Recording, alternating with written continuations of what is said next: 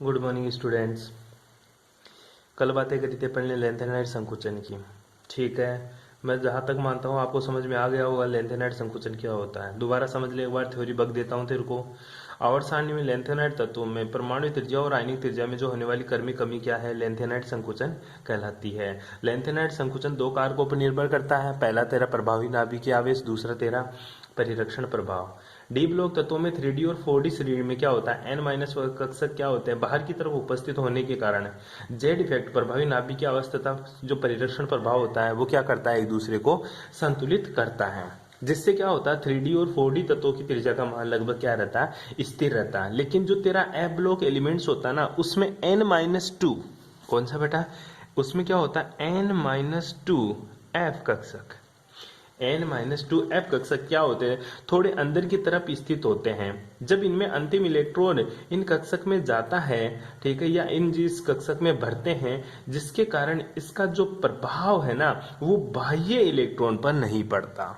जिस इसमें अगर तू इलेक्ट्रॉन भर रहा है 1 से लेकर 14, तो जो इलेक्ट्रॉन है ना इनका प्रभाव बाहर कौन सा है, 6s, ठीक है, 6s2 कक्षकों के इलेक्ट्रॉन पर कोई प्रभाव नहीं पड़ता। जिसके कारण होता क्या है कि f कक्षक में इलेक्ट्रॉन भरने पर इलेक्ट्रॉन का प्रभावी नाभिकीय आवेश, मतलब इलेक्ट्रॉन और नाभिक के बीच में आकर्षण बल तो बढ़ता जाता है, परंतु इस एफ कक्षक का जो परिरक्षण प्रभाव है या प्रतिकर्षण है वो बाह्यतम कक्षक के ऊपर नहीं पड़ता। आई बात समझ में। कहना क्या चाह रहा हूं, कहना यह चाह रहा हूं कि आंतरिक कक्षक n-2 f में इलेक्ट्रॉन भरने पर परमाणु क्रमांक बढ़ने के साथ साथ नाभिकीय आकर्षण बल तो बढ़ता जाता है, परंतु इसको संतुलित करने वाला परिरक्षण प्रभाव उतना नहीं बढ़ता। जिसके कारण लेंथेनाइड तत्वों में क्रमिक कमी आती है, अर्थात परमाणु और आयनिक त्रिज्या के मान में कमी आती जाती है।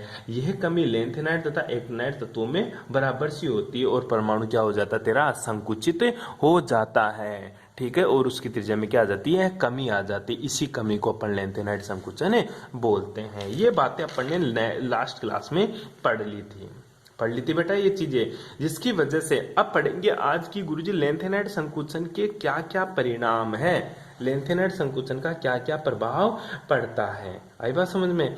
देख ले, लेंथेनाइड जो संकुचन का प्रभाव केवल लेंथेनाइड तत्वों पर ही नहीं पड़ता, परंतु इसका प्रभाव कहां तक जाता है, इसका प्रभाव डी ब्लॉक एलिमेंट्स में भी चला जाता है। कैसे, तेरी जो 3D सीरीज है, उसके बाद में तेरी 4D सीरीज है, और उसके बाद में कौन सी आती है, तेरी 5D सीरीज है।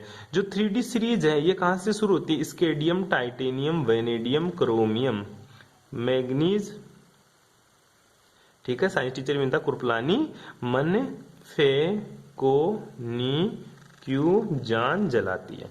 उसके बाद में तेरी 4D आती है, वो आती है यारी जरा निभाना, मौत तक, रुकावट, राह पड़े, आग में कूद जाना।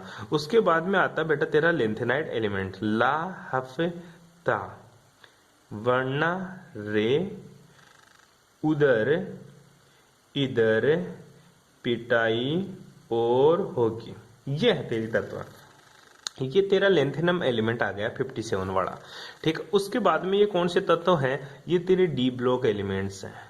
कौन से हैं, डी ब्लॉक एलिमेंट्स हैं। ध्यान देना, लेंथेनाइड तत्वों के बाद में ये कितने नंबर पे आता है, ये बेटा 72 नंबर पे आता है।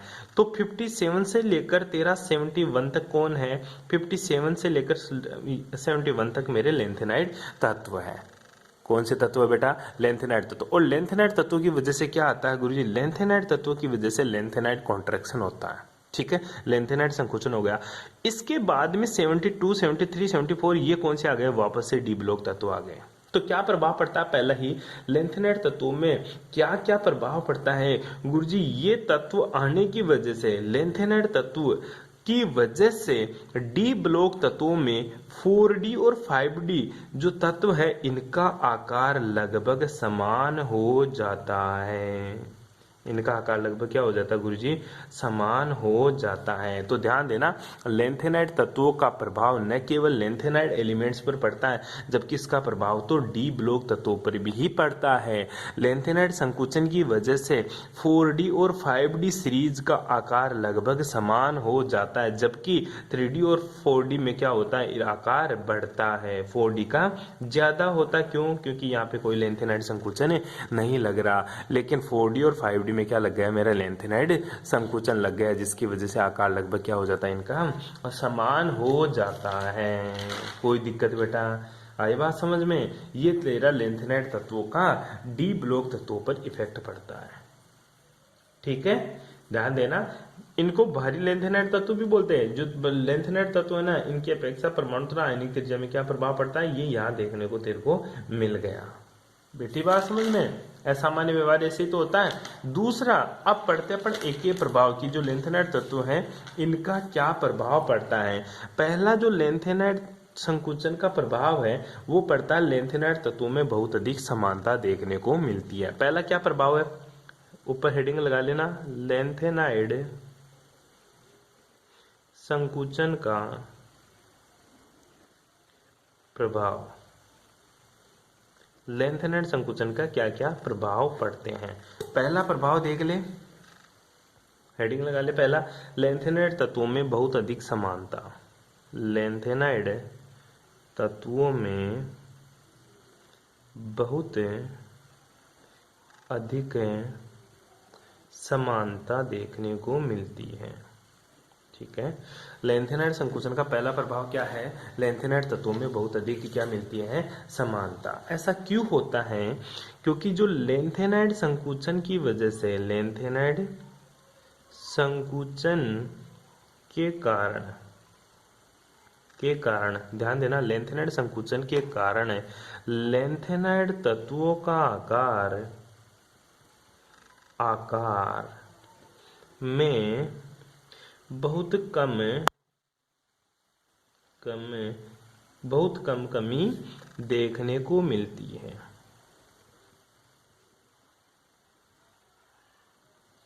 अर्थात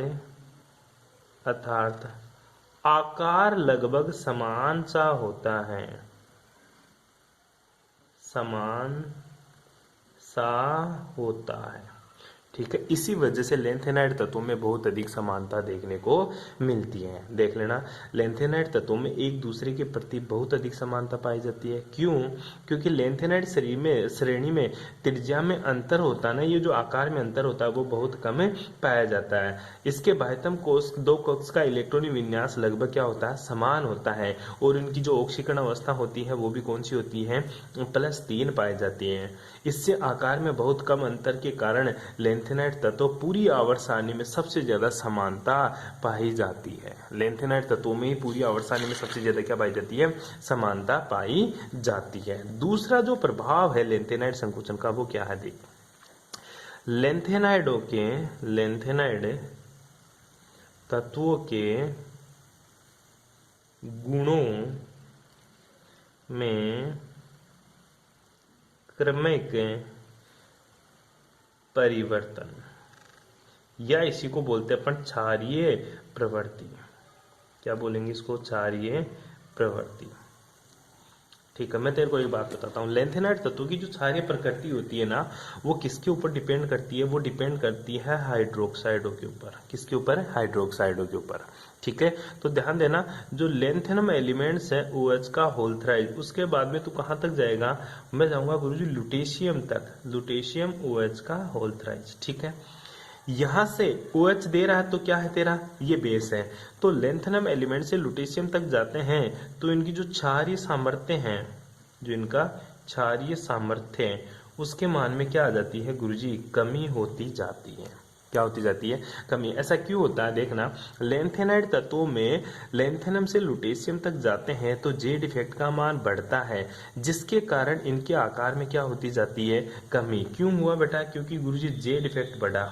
ठीक है, तो बड़ा तो क्या हुआ, तो गुरुजी इसके जो आकार है, साइज, उसमें क्या आ रही है, कमी आती जाती है। ठीक है, आई बात समझ में, जिससे इनके आकार में कमी तथा आयनन विभव मतलब Ip का मान क्या हो जाएगा, बढ़ जाएगा।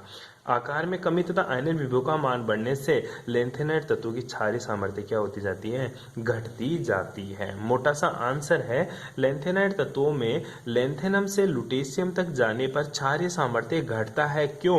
क्योंकि लेंथेनम एलिमेंट्स में लेंथेनम से लुटेशियम तक जाने पर जे डिफेक्ट का मान बढ़ता है, जिसके उससे आकार में कमी होती है तथा Ip का मान बढ़ जाता है, इसलिए उसका क्षारीय सामर्थ्य घट जाता है।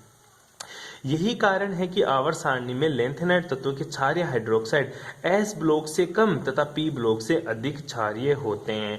एस ब्लॉक का तत्व ले ले कैल्शियम OH का होल थ्राइज, इसका क्षारीय सामर्थ्य ज्यादा होता है किससे, लेंथेनम का हाइड्रोक्साइड, और सबसे कम किसका होता है, एल्यूमिनियम का हाइड्रोक्साइड का क्षारीय सामर्थ्य सबसे कम होता है। क्योंकि इधर से इधर जाएंगे, लेफ्ट टू राइट जाएंगे आवर्त सारणी में, तो क्या होगा, जे डिफेक्ट का मान क्या होता है, बढ़ता है, तो Ip का मान भी बढ़ता है, इसलिए तेरा क्षारीय सामर्थ्य क्या होता है, क्षारीय सामर्थ्य क्या होता है गुरुजी, वो घटता है। ध्यान देना, पूरी आवर्त सारणी की बात करें तो एस ब्लॉक तत्वों का क्षारीय सामर्थ्य ज्यादा होता है, उसके बाद में लेंथेनाइड एलिमेंट्स का, और उसके बाद में किसका होता है, पी ब्लॉक का होता है। 2 पॉइंट, किसी को कोई दिक्कत है, किसी को कोई परेशानी?